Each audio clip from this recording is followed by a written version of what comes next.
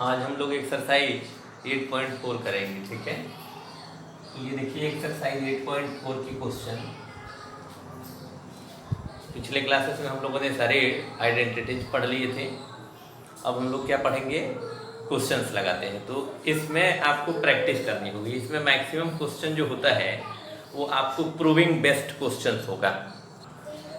Maximum question जो होगा आपको प्रूविंग बेस्ड क्वेश्चन होगा। तो किस तरीके से आप करेंगे, फॉर्मूला सारे याद होने चाहिए। और आपको करना क्या है कि अब आपको देखना है कि क्या प्रूफ करना है। फार्मूले तो बहुत सारे हैं, किसी भी फार्मूला से आप कहीं भी जा सकते हैं, लेकिन आपको जाना कहाँ है, इस बात को ध्यान में रखते हुए आप फार्मूला अप्लाई करेंगे। एक ही क्वेश्चन में बहुत सारे फार्मूले लग जाएंगे, लेकिन आपको कहाँ जाना है ये हमेशा एम बना के चलना है।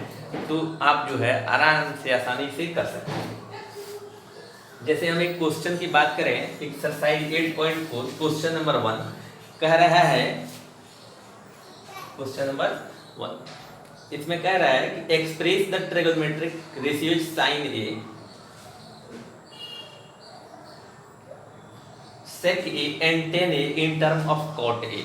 मैंने साइन ए की वैल्यू जो निकालनी है वो कॉट के फॉर्म में निकालनी है।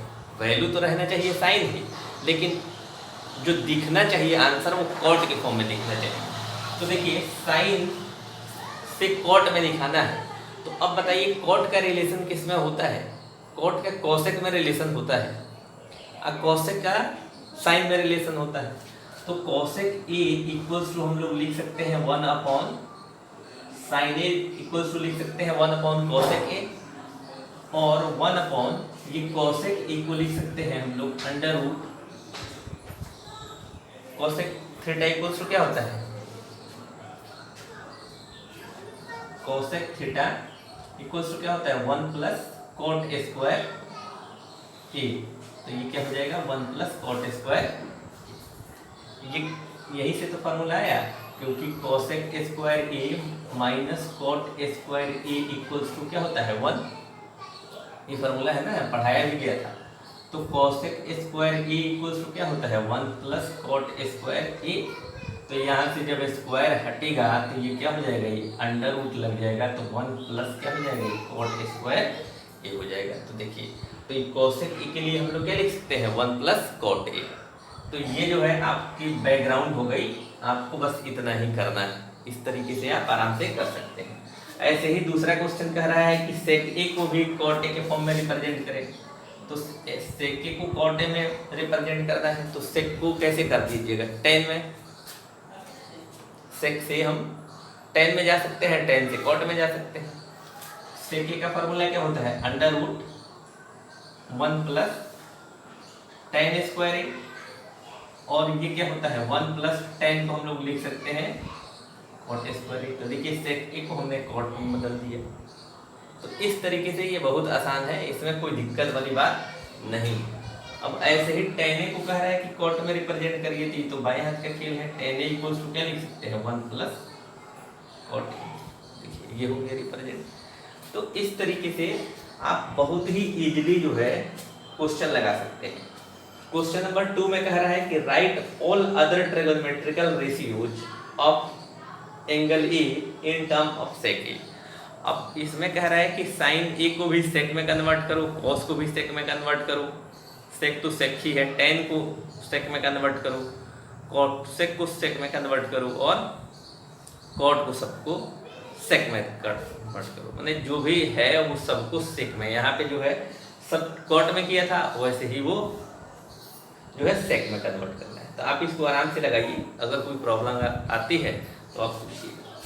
क्वेश्चन नंबर 3 जो है वो आपके सिलेबस से हटा दिया गया है, क्योंकि कम्प्लीमेंट्री एंगल हटा दिया गया है। ये कम्प्लीमेंट्री एंगल के बेसिस पे ही लगेगा, इसलिए आप इसको छोड़ दीजिएगा। क्वेश्चन नंबर 4 देखते हैं। क्वेश्चन नंबर 4 जो है मल्टीपल चॉइस क्वेश्चन है।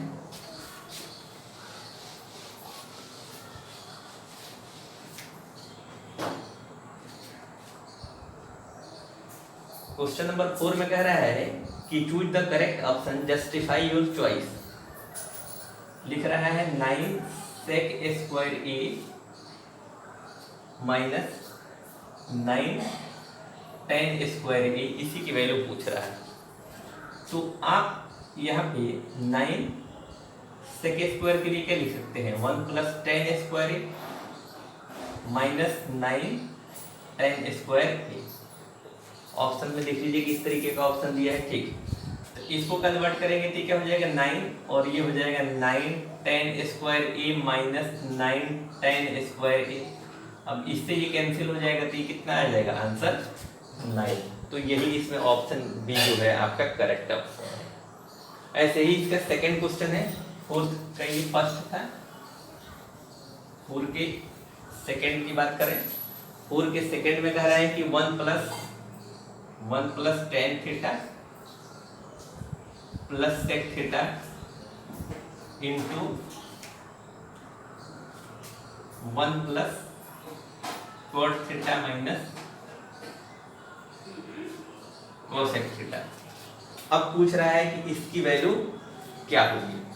तो आप कुछ नहीं करिए, आप जो है इस सबको साइन कॉस में कन्वर्ट कर दीजिए। इन सबको क्या करिए, साइन कॉस में कन्वर्ट कर दीजिए 1। और कोसेंट रिलेशन होता है tan थीटा को हम लोग लिख सकते हैं sin theta upon cos theta, इसका रेसिप्रोकल रिलेशन हो जाएगा, ठीक है। ऐसे ही इसको भी कन्वर्ट कर लीजिए 1 प्लस इसको लिख सकते हैं cos theta upon sin theta, minus इसको लिख सकते हैं 1 अपॉन sin थीटा। या आप चाहते तो मल्टीप्लाई भी करा सकते हैं, कोई दिक्कत नहीं, मल्टीप्लाई भी डायरेक्ट करा दीजिएगा तो भी आपका आंसर आ जाएगा। तो यहाँ पे हम लोग एलसीएम लेंगे तो ये हो जाएगा cos थीटा और ये ऊपर क्या हो जाएगा, ये cos theta plus sin theta plus 1। और इसमें क्या हो जाएगा आपका, इसका एलसीएम हो जाएगा sin थीटा, यहाँ sin से मल्टीप्लाई हो जाएगा तो ये हो गया sin थीटा प्लस हो गया cos थीटा माइनस 1, ठीक है। अब देखिए थोड़ा सा दिमाग लगा लीजिए अगर आपके पास हो तो। देखिए ये और ये, इसको a मान लेते हैं, ये हो गया b, ये हो गया a और ये हो गया b।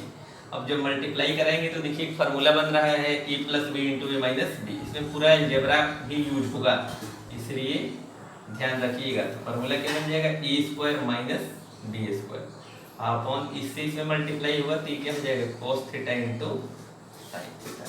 अब इसमें e plus B the whole square का फार्मूला लगा लीजिए तो ये क्या हो जाएगा cos square theta plus sin square theta plus 2 sin theta into cos theta minus 1 upon cos theta into sin theta.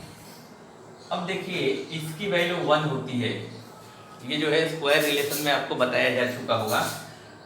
तो ये हो गया 1 plus 2 sin theta into cos theta, ऐसे ही रह जाएगा। और ये हो गया minus 1 upon cos theta into sin theta, इससे जो है कैंसिल आउट तो ये क्या हो जाएगा 2 sin theta into cos theta upon cos theta into sin theta. अब इस पूरे से ये पूरा कैंसिल आउट तो आंसर आ गया। तो इस तरीके से आप आराम से इसको सॉल्व कर सकते हैं। तो आप क्वेश्चन नंबर 4 पूरा कंप्लीट करिएगा। क्वेश्चन नंबर 5 हम लोग नेक्स्ट क्लास में देखते हैं।